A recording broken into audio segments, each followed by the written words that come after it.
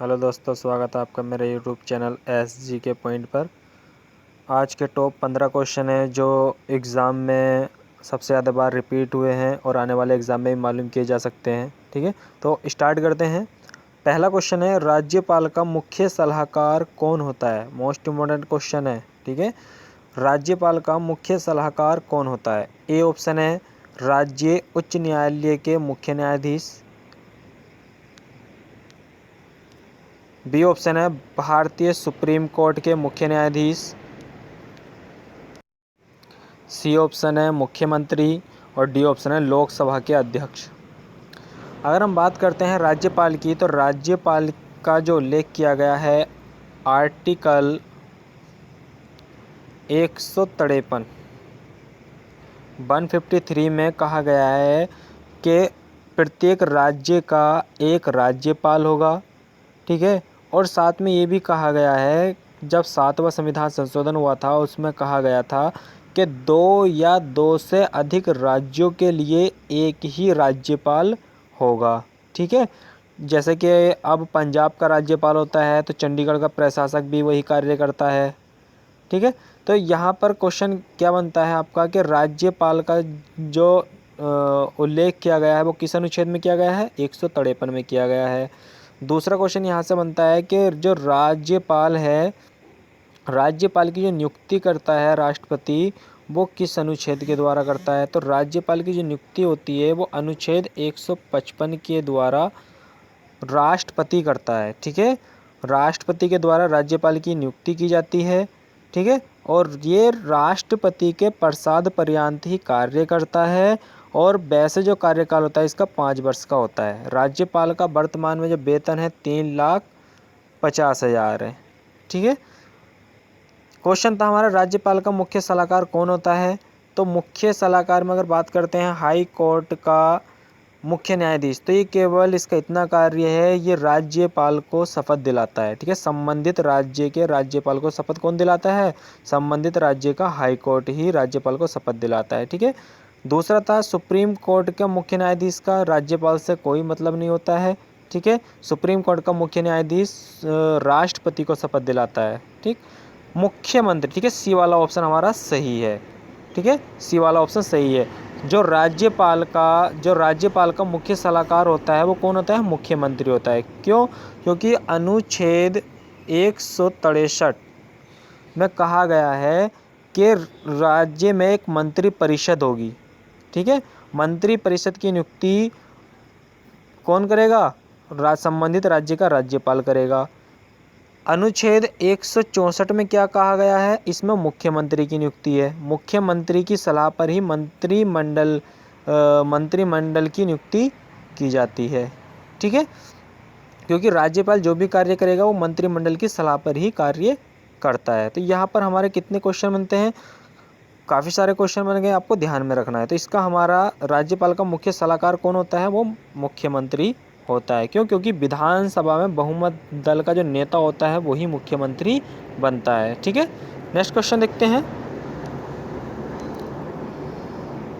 74वें संविधान संशोधन अधिनियम के द्वारा संविधान में नगरपालिका के उपबंध जोड़े गए हैं, निम्नलिखित में से कौन से इनमें शामिल नहीं है? ठीक है, 74वां संविधान संशोधन कब हुआ था? 1993 में हुआ था। ठीक है, 74वां संविधान संशोधन हुआ था। इसमें शहरी स्वशासन को जोड़ा गया था, यानी कि आपको बताना है कि 74वें संविधान संशोधन के द्वारा शहरी स्वशासन को जोड़ा गया था। इनमें से कौन सा नहीं है? ए ऑप्शन है जिला पंचायत, बी ऑप्शन है नगर निगम, सी ऑप्शन है नगर पालिका परिषद और यहाँ पर डी ऑप्शन है आपका नगर पंचायत। वो लिखना ध्यान नहीं रहा, वो 3 ही ऑप्शन बन पाए। ठीक है, डी ऑप्शन है आपका नगर पंचायत। अगर हम बात करते हैं ए ऑप्शन की, तो इसमें ये ए ऑप्शन वाला शामिल नहीं है। ठीक है, इसका हमारा ए वाला सही हो जाएगा, क्योंकि 74वां संविधान संशोधन 1993 में हुआ था। इसमें नगर निगम, नगर पालिका परिषद और नगर पंचायतों को संवैधानिक दर्जा दिया गया था। अगर जिला पंचायत की हम बात करते हैं तो 73वां संविधान संशोधन हुआ था 1992-93 में हुआ था। ठीक है, इसमें पंचायती राज व्यवस्था को संवैधानिक दर्जा दिया गया था, जिसमें पंचायत समिति, आपका जिला पंचायत और एक होता है ग्राम पंचायत। ठीक है, इन 3 शामिल होती हैं।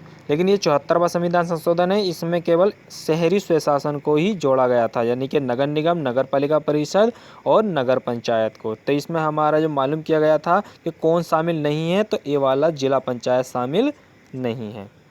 नेक्स्ट क्वेश्चन देखते हैं। राज्य की विधान परिषद में गवर्नर द्वारा कितने सदस्यों को मनोनीत किया जाता है? ठीक है, यहाँ पर क्वेश्चन कई बार ये एग्जाम में आ चुका है कि राज्य विधान परिषद में गवर्नर द्वारा कितने सदस्यों को मनोनीत किया जाता है। ए ऑप्शन है कुल सदस्यों का 1/3 भाग, बी ऑप्शन है कुल सदस्यों का 1/6वां भाग, सी ऑप्शन है कुल सदस्यों का 1/12वां भाग और डी ऑप्शन है 12 सदस्यीय। विधान परिषद अगर हम बात करते हैं तो वर्तमान में केवल 6 राज्य हैं जहां पर विधान परिषद है वर्तमान में। ठीक है, पहले 7 राज्य थे, अब 6 राज्य, क्योंकि जम्मू कश्मीर की विधान परिषद को समाप्त कर दिया गया है, क्योंकि जम्मू कश्मीर अब क्या है, वो केंद्र शासित प्रदेश बन चुका है। ठीक, अगर हम बात करते हैं राज्यपाल कितने सदस्य मनोनीत करता है, तो 1/6 सदस्य, बी वाला आंसर सही है। राज्य विधान परिषद में राज्यपाल 1/6 सदस्य ही मनोनीत करता है। कुल सदस्यों का 1/3 भाग ये विधानसभा के जो विधानसभा के सदस्य होते हैं वो 1/3 भाग चुनते हैं। कुल सदस्यों का 1/6 भाग राज्यपाल चुनता है। कला, साहित्य, विज्ञान के क्षेत्र में होते हैं, सहकारिता के क्षेत्र से होते हैं। कुल सदस्यों का 1/12 सदस्य वो होते हैं जो ऐसे स्टूडेंट जो स्नातक किए हुए 3 साल हो गए हों, और कुल सदस्यों के 1/12 सदस्य ऐसे शिक्षक होते हैं जिन्हें स्नातक की शिक्षा देते हुए 3 साल से ज़्यादा हो गए हों।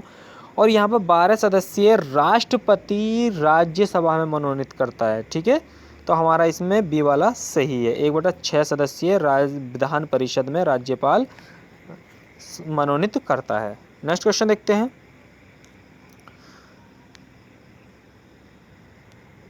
मोहम्मद पैगंबर साहब का जन्म हुआ था।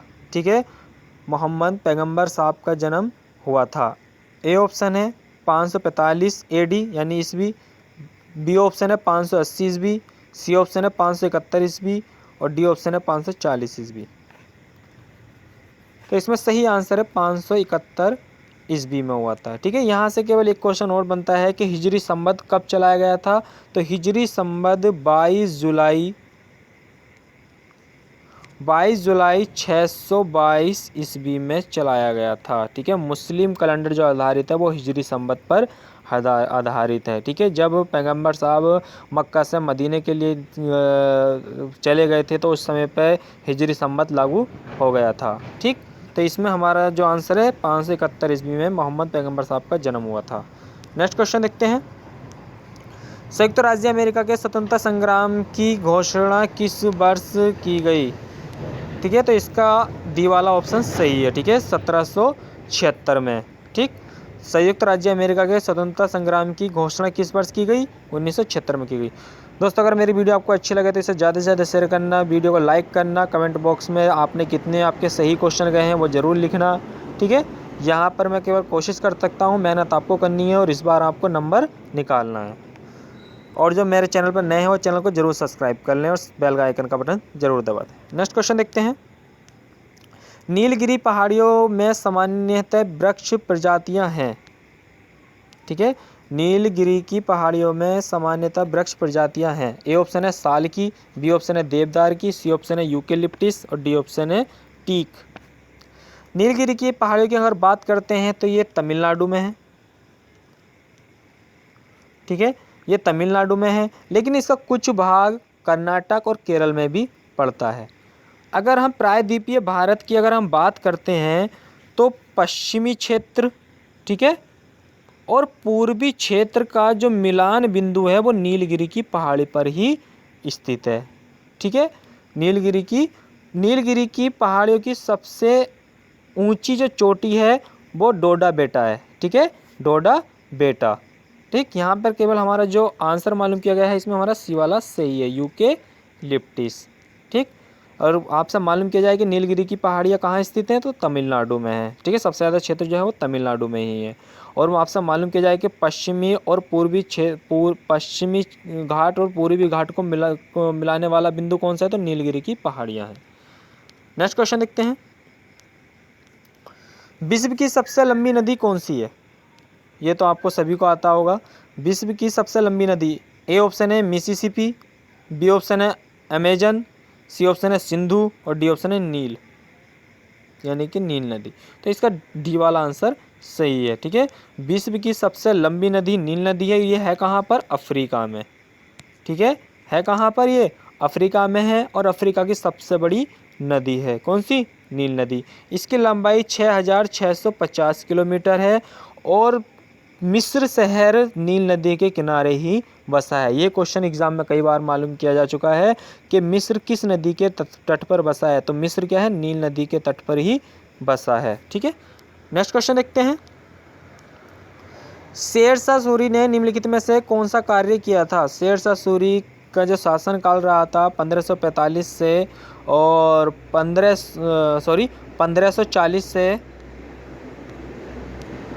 1545 तक शेरशाह सूरी का शासनकाल रहा था। इसने अपने शासनकाल में काफ़ी अच्छे कार्य किए थे। रोडों के दोनों तरफ जो पेड़ लगाने की प्रथा है वो शेरशाह सूरी ने ही प्रारंभ की थी। यहाँ पर आपको 4 कार्य दिए गए हैं, इनमें से बताना है कि कौन सा कार्य शेरशाह सूरी ने किया था। ए ऑप्शन है कांस्य के सिक्के चलाए थे, बी ऑप्शन है चांदी के सिक्के चलाए थे, सी ऑप्शन है तांबे के सिक्के चलाए थे, डी ऑप्शन है लोहे के सिक्के चलाए थे। तो इसका सही आंसर है वो बी वाला सही है, चांदी का रुपया चलाया था। शेरशाह सूरी ने चांदी का रुपया चलाया था और ये जो चांदी का रुपया था ये 178 ग्रेन का होता था। ठीक है, 178 ग्रेन का होता था। शेरशाह सूरी के बचपन का नाम फरीद खां था। ठीक है, नेक्स्ट क्वेश्चन देखते हैं, जेबी डनलप द्वारा निम्नलिखित में से किसका आविष्कार किया गया था? जेबी डनलप के द्वारा किसका आविष्कार किया गया था? ए ऑप्शन है न्यूमेटिक टायर, बी ऑप्शन है टेलीविज़न, सी ऑप्शन है स्टीम इंजन और डी ऑप्शन है मॉड्यूल एयरप्लेन्स। अगर हम मॉड्यूल एयरप्लेन्स की बात करते हैं तो इसका जो आविष्कार किया था राइट बंधु के द्वारा किया गया था। ठीक है, राइट बंधु के द्वारा किया गया था। कब? क्योंकि जो मॉड्यूल एरोप्लेन है 114 साल पहले 17 दिसंबर 1903 के दिन राइट बंधुओं ऑरविल, ठीक है, एक का नाम क्या था? ऑरविल और दूसरे का नाम क्या था? विल्बर ने उत्तरी कैरोलिना में राइट फ्लायर नामक विमान से सफल उड़ान भरी थी। विमान 120 फीट की ऊंचाई पर 12 सेकंड तक उड़ा था। ठीक है, अगर स्टीम इंजन की बात करते हैं तो जेम्स वॉट ने इसका आविष्कार किया था। ठीक है, टेलीविज़न की बात करते हैं जे एल बियर्ड ने इसका आविष्कार किया था टेलीविज़न का। इसमें हमारा ए वाला ऑप्शन सही है। हम याद कैसे कर रख सकते हैं? जेबी डनलप होती होगी, गांव में देखा होगा जो भैंसा गाड़ी होती है उसे डनलप बोलते हैं। तो डनलप में क्या होता है? टायर होते हैं। ठीक है, जो 2 टायर लगे हुए होते हैं, तो टायर का आविष्कार किसने किया था? डनलप ने किया था। जेबी डनलप ने टायर का आविष्कार किया था। नेक्स्ट क्वेश्चन देखते हैं, सिंधु घाटी सभ्यता में चावल के भूसे कौन से स्थान से मिले हैं? ठीक है, सिंधु घाटी सभ्यता में चावल के जो भूसी मिली है वो कौन से स्थान से मिली है? ए ऑप्शन है लोथल और धौलावीरा, बी ऑप्शन है सुरकोतदा और राखीगढ़ी, सी ऑप्शन है चन्हूदड़ो कालीबंगा और डी ऑप्शन है लोथल और रंगपुर। दोस्तों, सिंधु घाटी सभ्यता से रिलेटेड कंप्लीट वीडियो मैंने डाल रखी है, फुल डिटेल में है।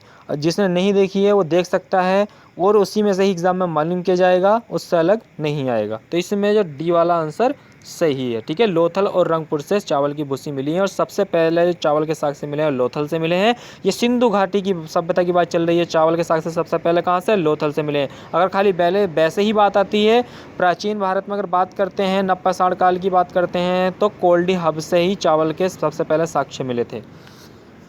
नेक्स्ट क्वेश्चन देखते हैं, सिंधु लोगों के किन देशों के साथ व्यापार संबंध थे? ठीक है, सिंधु घाटी के जो लोग थे वो देखो सिंधु घाटी सभ्यता क्या थी? एक व्यापारिक सभ्यता थी। ठीक, देशों के साथ व्यापार किया करते थे, जैसे अफ़गानिस्तान है, सोने का व्यापार करते थे। सुमेरिया के साथ, सुमेरिया की सभ्यता थी, वहाँ से जो सुमेरिया की सभ्यता थी ये मेसोपोटामिया के ही सभ्यता के बीच वाला भाग था, ठीक है। फारस से, बहरीन से, यहाँ से भी ये व्यापार करते थे। इसमें हमारा जो ऑप्शन सही है वो डी वाला सही है, यानी कि सिंधु घाटी सभ्यता के लोग मेसोपोटामिया और अफ़गानिस्तान से व्यापार किया करते थे, सुमेरियन और मध्य एशिया से व्यापार करते थे, और फारस और बहरीन से व्यापार करते थे, ठीक है। मेसोपोटामिया की सभ्यता में जो अभिलेख मिले हैं उसमें सिंधु घाटी सभ्यता को मेलुहा कहा गया, मेलुहा। ये क्वेश्चन मालूम किया गया था कि मेसोपोटामिया के अभिलेखों में सिंधु घाटी सभ्यता को क्या कहा गया है, मेलुहा कहा गया है। नेक्स्ट क्वेश्चन देखते हैं, गौतम बुद्ध के समकालीन कौन थे? गौतम बुद्ध के समकालीन कौन थे? अवंती के उदयन, ठीक है। बी ऑप्शन है मगध के बिंबिसार, सी ऑप्शन है कोसला के प्रसेनजित, और डी ऑप्शन है ये सभी। तो इसका ये सभी आंसर सही है, ठीक है। नेक्स्ट क्वेश्चन देखते हैं, भारत में राज्यों की सीमाओं को बदलने का अधिकार किसके पास है? ठीक है, ए ऑप्शन है संसद, बी ऑप्शन है प्रधानमंत्री, सी ऑप्शन है राष्ट्रपति, और डी ऑप्शन है राज्य सरकार। संघ एवं राज्य शेर भाग 1 संविधान का भाग 1, ठीक है। अनुच्छेद 1 से 4 में मैंने कंप्लीट वीडियो डाल रखी है, आप डिटेल में पढ़ लेना। संविधान के विकास के नाम से है और उसमें फुल डिटेल में मैंने बता रखा है कि राज्य में कौन संशोधन करता है, ठीक है, राज्य के नाम में परिवर्तन कौन करता है, ठीक है। तो इसमें जो सही आंसर हमारा ए वाला सही है। किसी नए राज्य का गठन करना हो, राज्य के नाम में परिवर्तन करना हो, या राज्य सीमा में विस्तार करना हो, ये जो कार्य करती है संसद करती है, ठीक है, अनुच्छेद 1 से 4 के मध्य। नेक्स्ट क्वेश्चन देखते हैं, भारत में राज्य के एडवोकेट जनरल यानी कि महाधिवक्ता की नियुक्ति कौन करता है? अगर राज्य एडवोकेट की बात करते हैं, अनुच्छेद 165 के द्वारा महाधिवक्ता की नियुक्ति करता है, लेकिन आपको बताना कौन करता है। राज्य का राज्यपाल, बी ऑप्शन है राज्य का मुख्यमंत्री, सी ऑप्शन है राज्य के कानून मंत्री, और डी ऑप्शन है कोई विकल्प सही नहीं है। तो इसका ए वाला सही है, राज्य का राज्यपाल महाधिवक्ता की नियुक्ति करता है। किस अनुच्छेद के द्वारा? अनुच्छेद 165 के द्वारा, ठीक है। नेक्स्ट क्वेश्चन देखते हैं, मधुमलाई राष्ट्रीय उद्यान और वन्य जीव अभयारण्य किसके लिए प्रसिद्ध है? मोस्ट इंपोर्टेंट क्वेश्चन है। ए ऑप्शन है पक्षी, बी ऑप्शन है तेंदुआ, सी ऑप्शन है बाघ, और डी ऑप्शन है आलसी भालू, ठीक है।